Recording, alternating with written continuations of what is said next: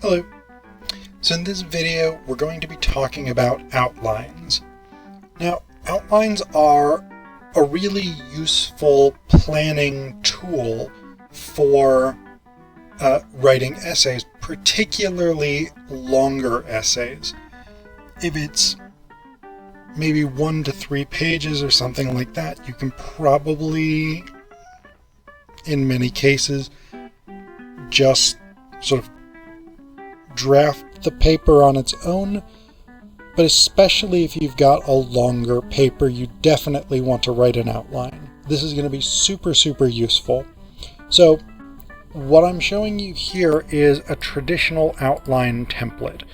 So this basically shows you the skeleton of the essay that you're planning to put together. What exactly this looks like, you have a lot of options in terms of how you would set up an outline for yourself, but some of the basic things that you want to make sure that your thesis statement is included, and I would always say to include it at the top of the outline, because the thesis should help guide the way that your essay as a whole is set up. I tend to include the introduction in my outlines with some information about what I want to do to start the paper out and some other introductory strategies. Again, this is just to sort of help you figure out what kinds of things are going to go into the paper. Then you want to move into your sections. You want to divide this up by section or by paragraph or something like this. Major points to the argument. So I've divided it by sections. I tend to write longer papers, like if I'm writing a paper for a conference presentation or something like that, that may be about 7 pages, but I tend to write anywhere from 20 to 40 page articles, chapters, whatever it is. So I'm often thinking in terms of sections with multiple paragraphs. But if you're writing something shorter, like say 3 to 5 pages, you may just go with breaking it up by paragraph. That's totally fine. Whatever makes the most sense for the way that you want to do it. This is general kinds of things that you want to include. But you want to break things down in this way, where you move from section to section. So introduction, section 1 or paragraph 1, section 2 or paragraph 2, whatever it is, conclusion, etc., etc.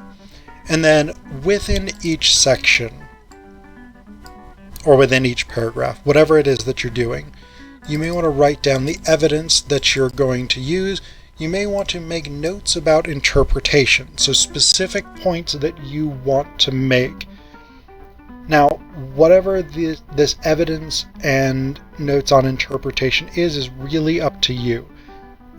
It can be specific things like statistics. It can be connections that you want to make between ideas. It can be specific points. And then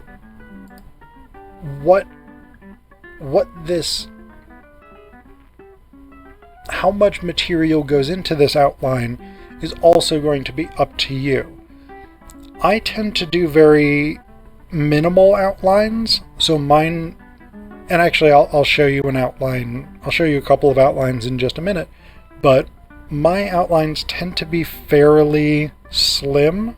Like, I rely a lot on keywords and key ideas, but my former office mate from my PhD program, she would write very detailed outlines.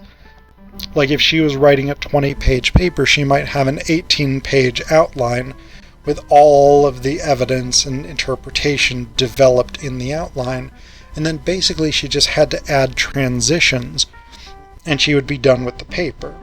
So how detailed, how specific you want to be for things like evidence and interpretation within the outline is up to you. And then, again, how many sections, paragraphs, whatever it is, depends on how long your paper is going to be and how many ideas you're bringing in. So this is what a an outline should generally look like, but then you would fill this in with the specifics for the project that you're working on.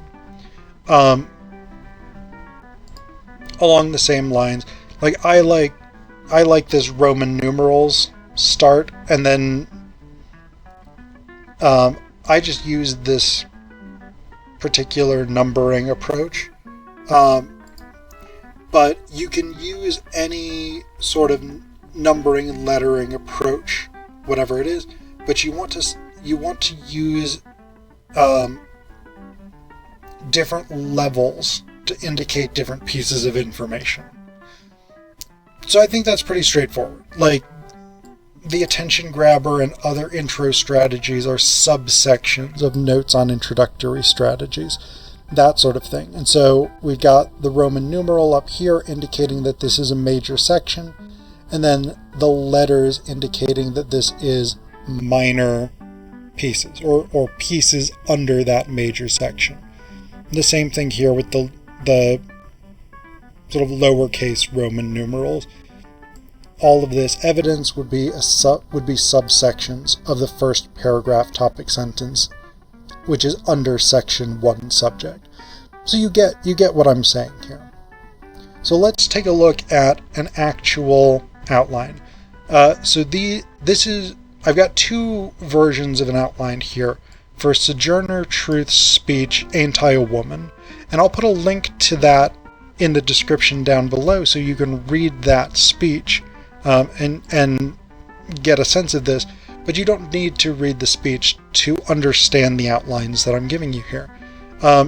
And really the point is not necessarily the content of these outlines as such, it's the structure that these outlines present. So in this case, I've got a thesis statement at the top.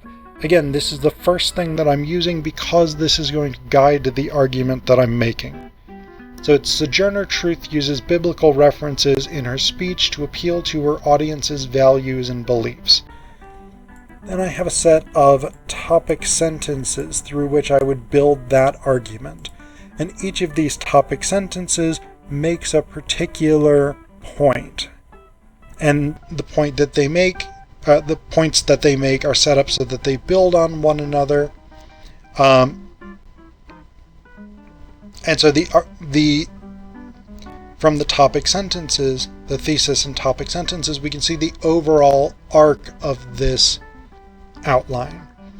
We get the same thing with this second version, which uses the same thesis but has different topic sentences. Or more specifically, it has the topic sentences. So the topic sentences are rewritten so that the same 3 points are presented in a different order. But the topic sentences are rewritten so that the structure here continues to make sense. So we've got the same information, just organized differently. And then again, we've got under each topic sentence some information about what would go into that paragraph. So sometimes this is specific things, specific pieces of evidence, like her reference to Jesus' birth involving just Mary and God to minimize the importance of men. This is a specific claim that Truth makes in her speech.